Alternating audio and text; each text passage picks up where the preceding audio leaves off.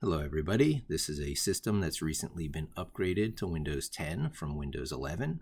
And for those who have been duped into the Windows 11 upgrade and have found themselves unable to get back to Windows 10, you just go into search and you search on Microsoft Windows 10 download, and then you go into Microsoft's main site for this, and you download the media.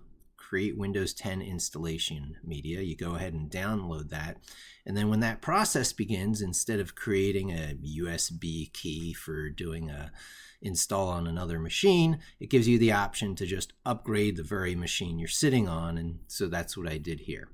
And I actually denied it the Wi-Fi connection when I first did the install. And in that way, I do not have an actual Microsoft account set up here. The user that I am is just a generic machine name that I chose, and you do have to give it your 3 security question answers, but again, you don't have to have set up a Microsoft account, which you can see here by even being anonymous inside of Microsoft Edge. This is something you can no longer achieve under Windows 11, so this, amongst many other reasons, is a good purpose for upgrading yourself to Windows 10. And now I'm going to go through those quick steps to make this into a lovely focused operating system, something that is still possible on Windows 10 that is not on Windows 11.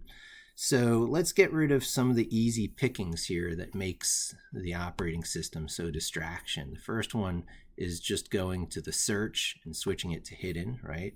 You can always get back into search by just typing on that or touching on the start bar and starting to type. It's the same thing, so you don't have to look at that obnoxious thing all the time. And then you just continue down the menu bar like that. You turn off news, right? That got rid of the thing over there. And show the task view button, we eliminate that. And anything that's being allowed to show, you actually turn it off. Show the ink button. And I think that's it. That's allowed to show there. So now we just go down to the very bottom, and there's these taskbar settings. And if you scroll to this notification area, this one here has lots of really good pickings for kind of silencing your desktop. So you turn off Meet Now. I keep the microphone, the power, and the network and the volume on, but those are about the only ones. I turn off this. Well, the settings, Windows settings update will allow that to stay on. So there really weren't that many there. This is getting cleaned up a bit. And I already have OneDrive turned off. So I'm going to be showing you deleting a bunch of apps in a moment too.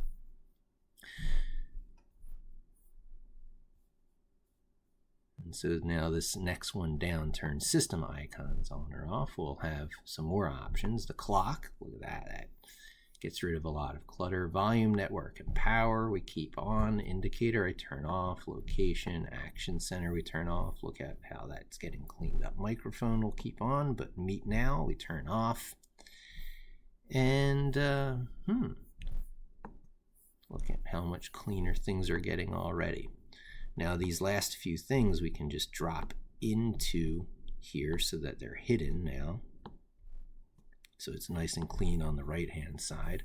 Now on this left hand side, these objects are just pinned to the taskbar. I was actually running Edge in order to show you how to get Windows 10 back if you got stuck on a Windows 11 upgrade. Oh, look at that. So it tries to put this up here, turn off the search bar. Even on Windows 10, you're not going to get away from all this new, monitor everything you do stuff that Microsoft does, but we can take a little step towards that direction. This is the way of doing it without editing registries and just getting that nice focused look. So we unpin the remaining things from the taskbar. We delete this. And then to get rid of that last recycle bin, you just go into, we can do it through personalizing, right? So we can hit personalize and it brings you almost to where you need to be in settings. You just switch over to themes desktop icon settings. We'll move that out of the way so you can see what happens when you uncheck the recycle bin and you hit apply. Right?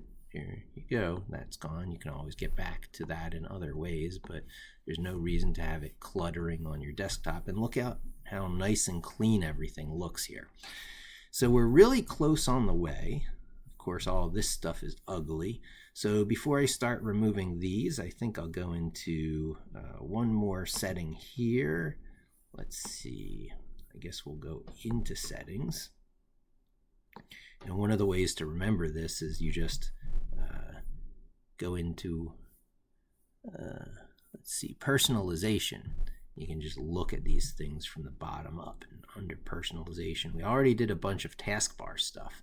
We haven't done the start bar stuff, and here's some more things to turn off. Show app list, nope. Show recently, nope. Show suggestions, nope. Show recently open, nope.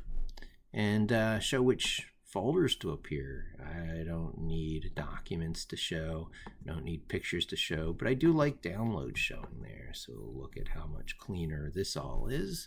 We can close out of that, and now we do our final step. You can always uninstall if the option is there.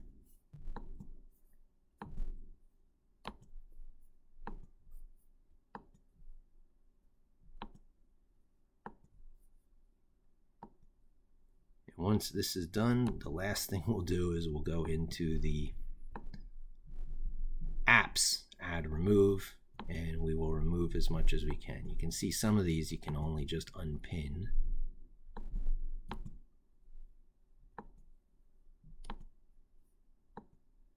And there we go on that. And I guess just about the final thing is now settings. You can see visually it's exactly where you need to be. It's a nice focused environment, right? So you keep your phone for your social medias and notifications, and you keep your desktop for productive work. So last thing, we can go back into settings and we go into apps. Let's see, where is that? Apps right there. And I like to do this from the bottom. And you just uninstall everything you can that isn't something that you know you really need. Certain things can't be uninstalled. Oddly, the game bar, Xbox game bar can't be uninstalled. These other two Xbox things it gives you can be, but look, that's ghosted. I'll keep that, I'll keep that. Weather, I don't need weather on my desktop. Voice recorder, tips, install. And for some reason I like to work from the bottom up on these things.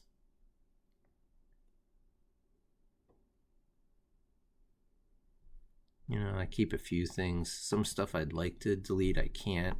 Phone link, you can't. People, you can't. Paint 3D, we'll get rid of that.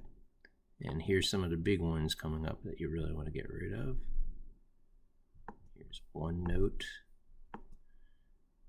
This is the one thing I installed myself going into this video so that I could screen capture it. Mixed reality portal, bye-bye. We'll keep this. We don't need these health tools.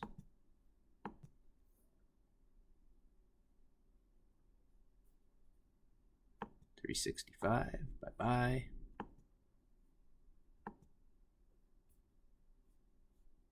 I'm looking for Microsoft OneDrive. I didn't remember having come across that. Maps, you can't get rid of. Feedback Hub, bye-bye.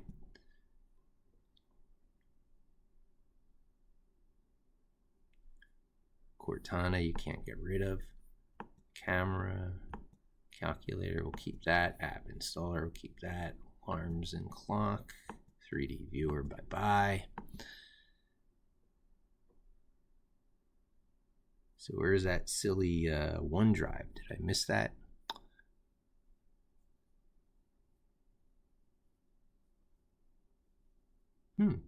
I might have uninstalled OneDrive already. Well, make sure you don't miss that one. It's going to require you to do a one of those approvals on the, admin pop-ups it has.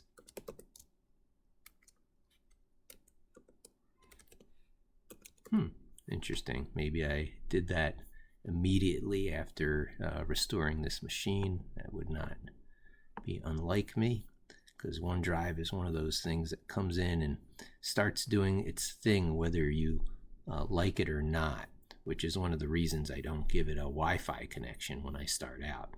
So that's pretty much it. That takes care of getting this stripped down to basics. That's a nice Windows 10 system. It's a nice starting point for other things. And for people who are starting to transition themselves onto Linux, this is a wonderful starting point. In the next video, we'll show you the next step of turning on the Windows subsystem for Linux.